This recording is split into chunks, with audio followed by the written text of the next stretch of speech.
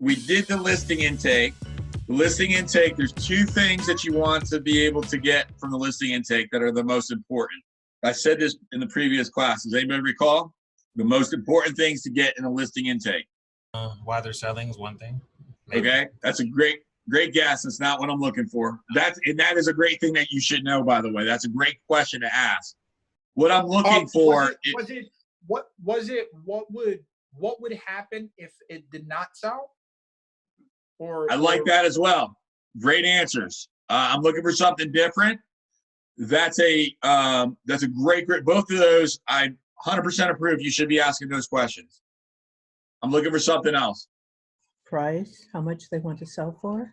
Boom, that's one. What's the second one? Okay, you said it's not motivation. No, not really. What's your expectation of me as your real estate agent? Again, another presumptive close. If you guys missed it. Me as your agent. I have never had somebody say from that question, well, you're not my agent. Never. It's never happened. Could it? I guess. It hasn't yet. Let me change that out. It hasn't. Excuse me. Excuse me for my bad language previously.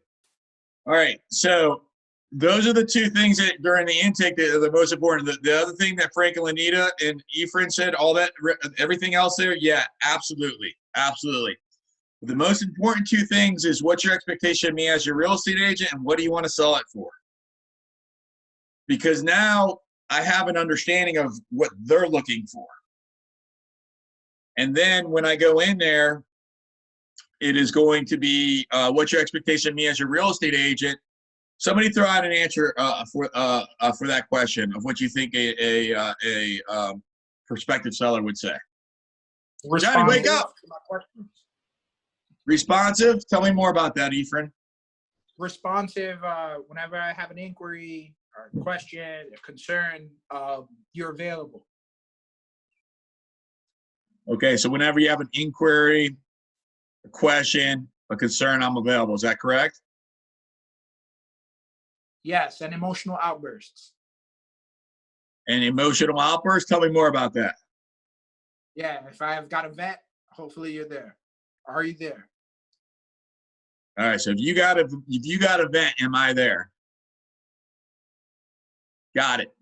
Boom. When am I having that conversation with Efren? And that's like the perfect right there. I would have dove into that a whole heck of a lot more in real life, okay?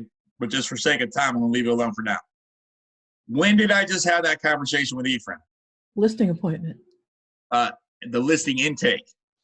Okay, the listing intake. The listing intake. Remember the two questions that were the most two important questions at the listing intake? The listing intake. Right. So typically that's on a Tuesday. Our appointment's on a Friday. Sitting back at the table, we'll get through the appointment here later, right? But this is when it comes up. We're sitting back at the table, and I look across the table to Efren, and I say, I know that unlike those other agents who, might not be available to answer your questions and your concerns and your inquiries, or even available, like, I don't know, if you have the emotional outburst or whatever the case may be, I'm here to let you vent if need be. Because you are looking for an agent that's going to be empathetic and going to be listening to your inquiries and questions and concerns. Is that right? Yes. Right? Whose language am I speaking right now? Dan's or Efren's?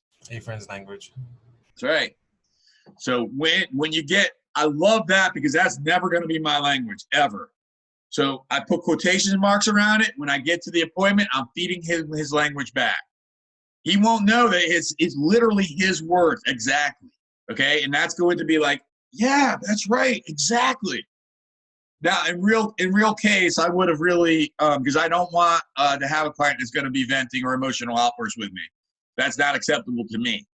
So in real case, I would have handled that as an objection, but it was great for this presentation. In real case, I would have actually handled that differently. I would have been like, well, tell me more about that. Well, what does that mean to you? Well, what's important to you about having emotional outbursts? Well, don't you have a wife? Go talk to her. Boom. Okay, because I'm not available really for clients. I mean, if need be, I guess I'm available, right? But that's not ideal for my time. All right, so going back, so we did the intake, we did the 11 or 12 steps in between. Now we're at the appointment. We'll take a little break. We'll pause. This is pattern interrupt. Yeah, I have a quick question though about, I guess, about availability. Basically being that I'm a dual career agent, so there's gonna be some times like when I may not be available for a client. I guess that this may be a good separate conversation, but I guess be interested in having that conversation. Yeah, I'm not available for. Yeah, no. Here's the thing: I'm not a dual career agent, but I have a full-time job that's called lead generation. Okay. So I have a full-time job that's coming in front of that person venting. So I'm managing my calendar and I'm controlling my time. So in real life, I would not have done what I just did there. I was just doing that for the demonstration purposes of pulling these words back at the listing appointment. In real life, I would have managed that rather than be like, dude, I'm not your guy to vent to. Okay. And so the way to manage that is by setting the expectations of what your availability is. 1, 2 is over communicating with them. I've got a client right now, we're writing an offer today that will get accepted. And let me go back through here. Like, I'm not available to be with her right now. I've been texting her throughout the day about what I've been doing and what my availability is. I know, and I knew this morning, I can't get till 5:30 today. My entire schedule's booked today. So I am communicating with her periodically, like in between meetings. And here's the last thing. Chris and David, I want to let you know that I'm still waiting to connect with Brian. I'll update you soon. Dan Rochon. Kristen, thanks for the update. That was at 1:13 today. That was an hour and 15 minutes ago or so. Okay? Guess who's not calling me right now? Kristen. Okay? Because I'm getting to her before she needs to get to me. As soon as I'm done with this, I'm going to say, okay, hey, I'm just finishing up. I'm talking to the lender at 4 o'clock because that's when I got that schedule call, and then we'll reconnect and we'll put together an offer to get accepted.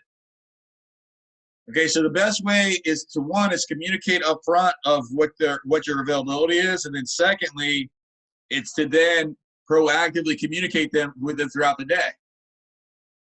Because I'm not, again, dual career, right? But this is a part of my career, and you guys are as important to me as Kristen is. So what would it make, would this be completely inappropriate if I'm sitting here doing my own deals right now rather than pouring into you? Like, no, that's not the way it rolls, right?